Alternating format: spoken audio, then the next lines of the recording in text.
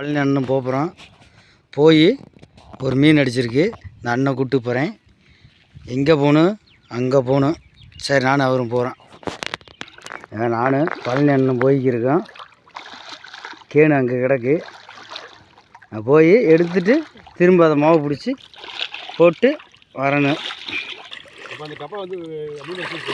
ஆமாண்ணே, நம்ம பார்த்துக்கிட்டே இருக்கணும்ண்ணே. ஆமாம், வெளியிருந்து பார்த்துக்கிட்டே இருக்கணும். எந்த டப்பாவில் அடித்து தவுது என்னாண்டு அந்த கடைசி மஞ்சக்கன்று அங்கே போனமாக்கே அது தெரியும். தண்ணி வத்தனுமே கத்திரி எல்லாமே போட்டுருவீங்களே நண்பர்களே.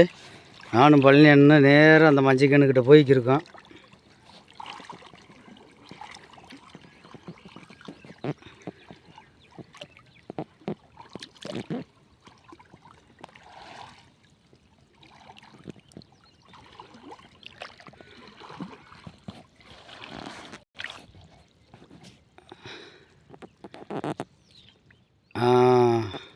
கேனை போட்டுருண்ணே. கேனை போட்டு அப்படியே பார்த்து அப்படியே அந்த கொலையை திண்டி விட்டே போய் எடுனே.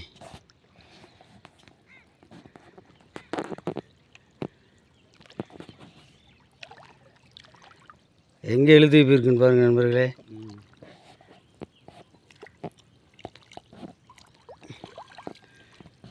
திரும்ப இங்கிட்டு தான் வருது நரம்பு.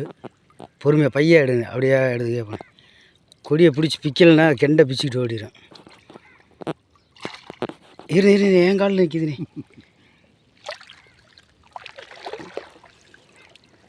எங்கே போயிருக்குவாருண்ணே. முதல் உங்களை நல்லா கவர் பண்ணணும்.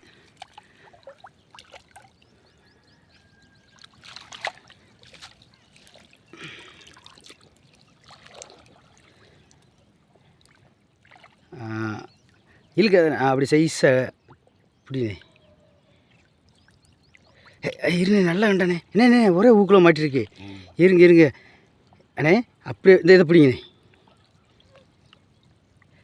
இது இருங்க நான் வாய கொண்டேன்.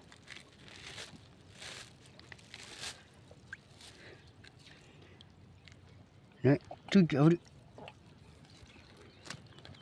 அதுக்குள்ள இழக்கணும்.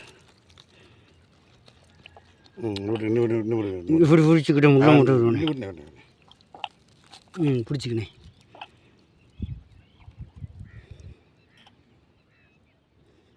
பார்த்துக்குங்க. எவ்வளோ இருக்கும்ண்ணே?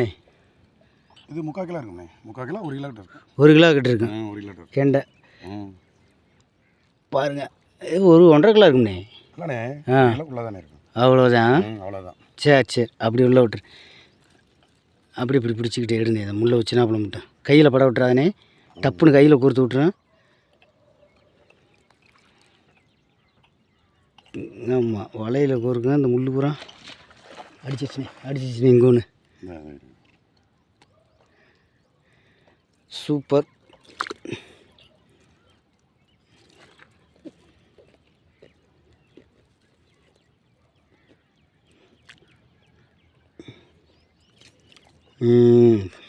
அதான் அப்படியே அதை மட்டும் முடிச்சு போட்டுக்கணே. கீழே இப்படி கீழே இறக்கி விடுங்க. அப்படி இதை மட்டும் ஒரு முடிச்சு போட்டுக்குங்க. அப்போ வெற்றிகரமாக பழனி அண்ணன் ஒரு கண்டை எடுத்துட்டாரு. ஆமாம், இதுவே இன்னொரு கண்டை எடுக்க போகிறாரு இப்போ சேர்ந்தாப்புல.